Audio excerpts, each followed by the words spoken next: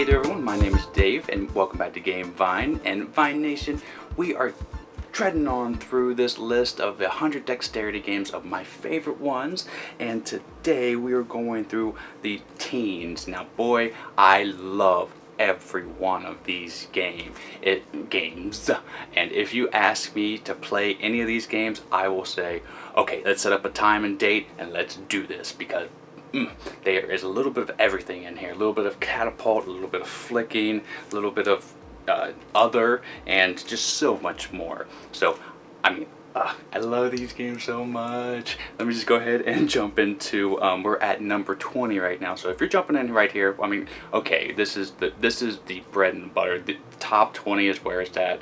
So watch these and then go back to the others, or go back to the others and catch up. But let's jump to number 20. Let's do it. This is the top surprise of all the games when it comes to dexterity. I was so surprised how much I liked this game. I picked it up at a thrift store. I'm pretty sure I'm missing a piece or two, but that's okay because you really don't need to have every piece here. Essentially, it's just another one of those curling type games or shuffleboard where you're throwing these ball-bearing pawns down the lane. There are different ways to play. Essentially, they say there's 4, but there's only 2 ways to play. But the fact that you have a variant with the satisfying throwing of the pawns, the fact that it has a little bit of grip, it gives you, you don't have to flick them. I don't flick them. I do it like this, and it's perfect. So there's not many games that have ball-bearing pawns, and this one is it. And it does have sorry, and people do say that, but that person gets thrown out of my house immediately when they play this game and they say sorry, like in that annoying voice, because this game will not have any vendettas or any blemishes on it, because it's fantastic. If you want a good kind of shuffleboard game and you want to appeal to the masses and people, let's say people don't know board games, well, this will be a perfect one for you to get as a gift or for yourself. But that is number 20, and we're just getting started. Let's go over to 19. Let's do it. Alright, so 19 I have, but I'm not going to dig it out again. I do these very late in the night after I get off of work, and I don't want to wake anybody up. But this one is Fast Track. I like this one so very much, and it is a blue-orange game. There's like 10 or 12 blue-orange games on this list, but I like this one because I'm really good at it, and it's just fun. Now, I got it when it was blue-orange game. I don't know about these giant versions that have been coming out, but I might try to get one of them. But essentially, you're just taking a disc and trying to shoot them through this tiny little hole and get all your discs on the other side. That is it. Super, super simple, and everyone wants to play this, especially when they get beat. They want to try to play me and beat me again. Now, I get beat every once in a while, but once you get that flow, you can just boom, boom, hit every little shot. And I got a review on this if you want to kind of check that out. I also have a review on the Starry Sliders if you want to check that out too. But it's just so very fun and a very straightforward game, and that's Fast Track. So number 19, let's go over to 18. Let's go. Alright, so this is the catapult game on today's list. Now, this is Flying Goblin, and I was so surprised about how much I like this game, even though I went in with hyperbole. I like kind of catapult games, and this one is just that. You have your goblin team that you have to pay to get bigger and bigger, but you're flinging them into this castle, trying to knock over different various things, trying to get into different rooms and trying to get diamonds. All the while you're doing that, you're trying to build this totem to win the game, or win the game in other ways like getting diamonds. In my experience, the totem is the way that people win, but you have options in this game. That's what I like about it. It's not just this straightforward kind of catapult game. There's a little bit going on here, but not too much to confuse new players if you want to get them into it. This is great for not older players, but more advanced players as well. The art is fantastic by Yellow, and this is just a hit with me, and it's going to be staying in my collection. And I like catapult games, and to be up here at this level says something. So that is Flying Goblin. Let's go and move over to 17. Let's go. Alright, so the next game, I don't know where it is, it's up here somewhere. This is Top This, and it's a pizza Crocodile kind of game. And I'm so surprised somebody didn't think of this game sooner.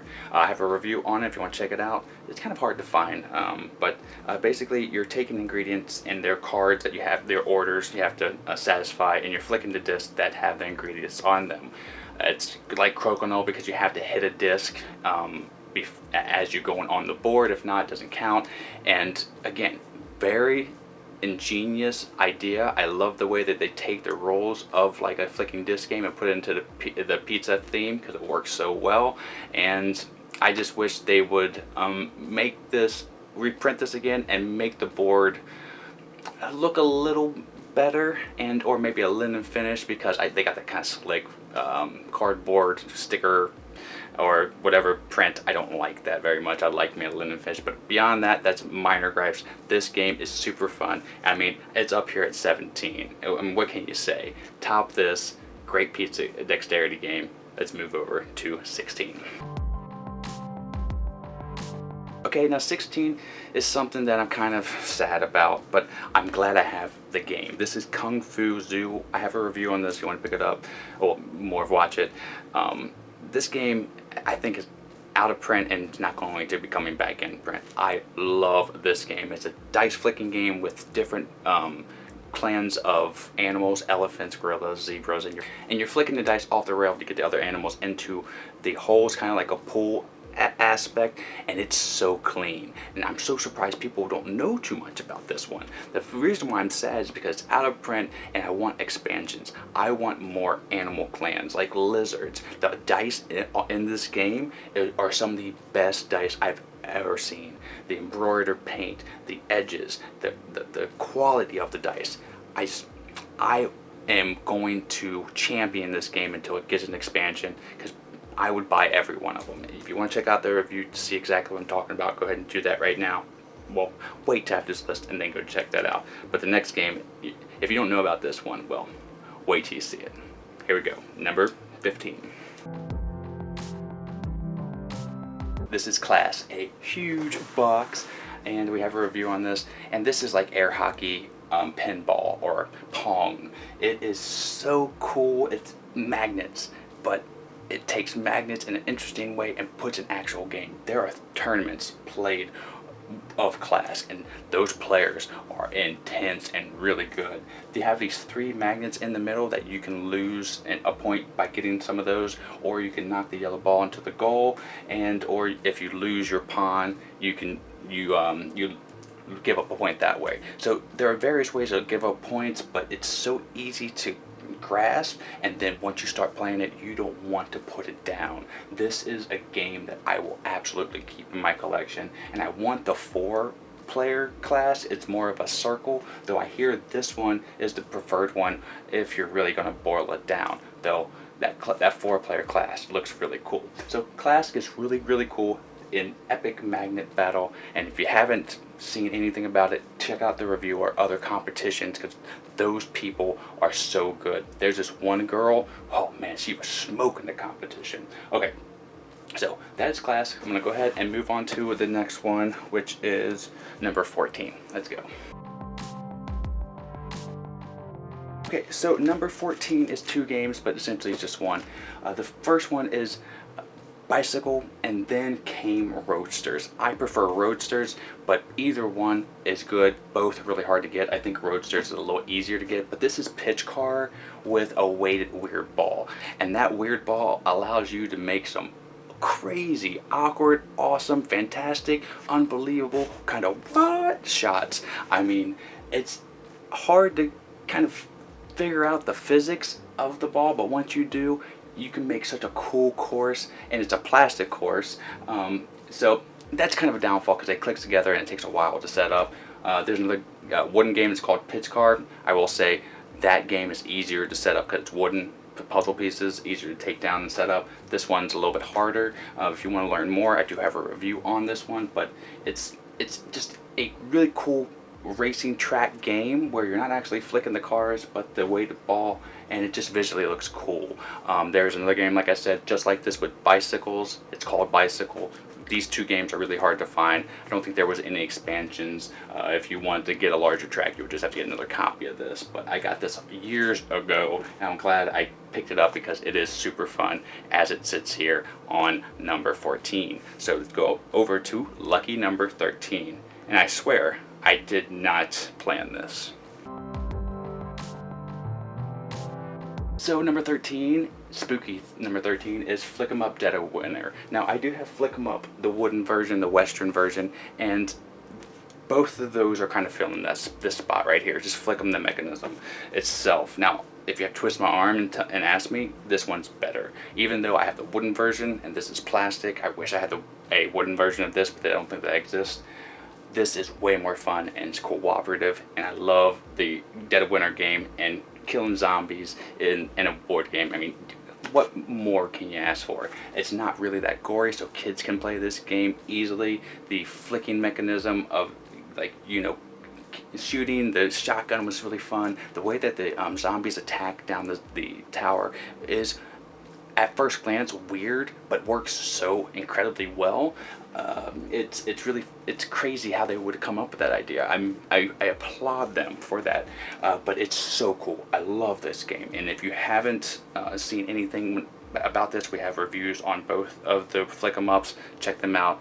This is a winner in my book, and again, this is just the creme de la creme, and these games are going to always stay in my collection. Very heavy games as well. So let's go on to number 12. Let's do it. Okay, so number 12 just beats out Flick 'em Up. This was the hardest decision for me, but I have so much fun with this one. I've played this one a lot, and I think it's because it's easier to set up. But this is Flip Ships,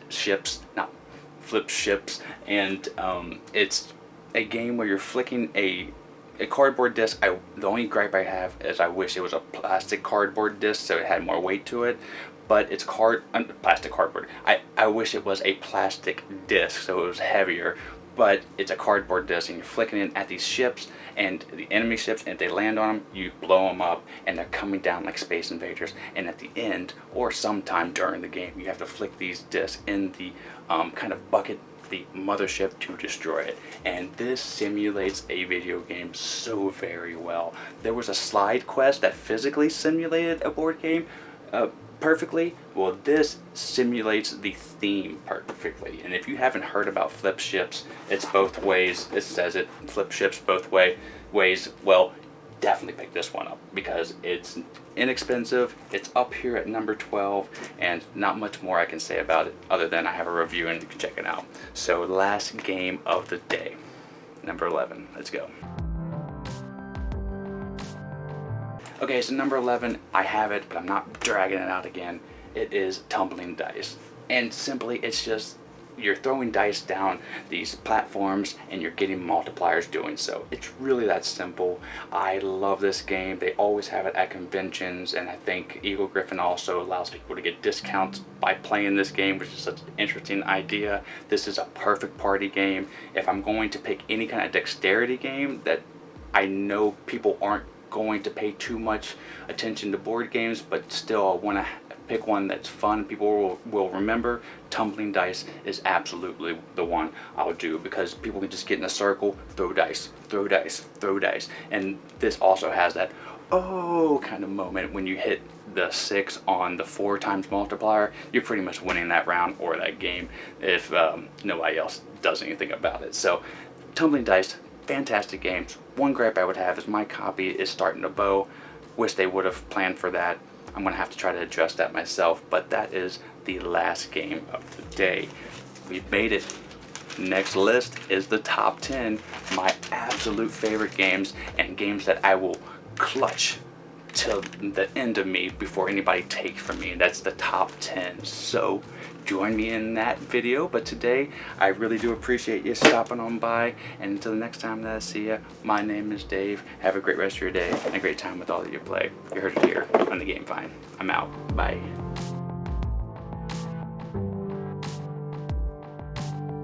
Vine Nation, we love making content here for you on the channel, and we're almost at 10,000 subscribers, so subscribe now and help us out. This video right here, I think you'll like. This video right here, YouTube thinks you'll like. or you can just sit here and watch me dance as a dinosaur for a little bit longer. You can visit us at our social media outlets, and we're going to be improving our Patreon here soon. That's all for today. Pico, it's time to go. Good girl, me.